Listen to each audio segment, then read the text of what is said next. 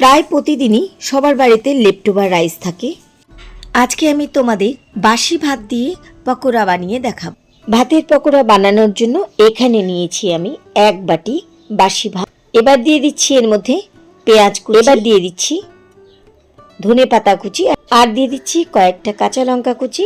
এবার দিয়ে দিচ্ছি স্বাদ মতন নুন, দিয়ে দিচ্ছি 1 চামচ লঙ্কার গুঁড়ো, গরম মশলা গুঁড়ো দিচ্ছি 1/2 চামচেরও কম, সামান্য পরিমাণে হলুদ গুঁড়ো, আর সব শেষে দিয়ে দিচ্ছি 2 টেবিল চামচ এখানে আমি বেসন দিচ্ছি।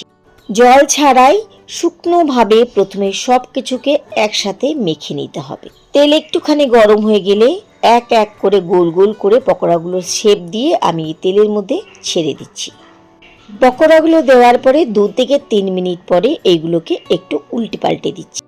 পকোড়াগুলো আমার ভাজা হয়ে গেছে। এই ছিল আমার আজকের রেসিপি। আশা করি আমার আজকের রেসিপি আপনাদের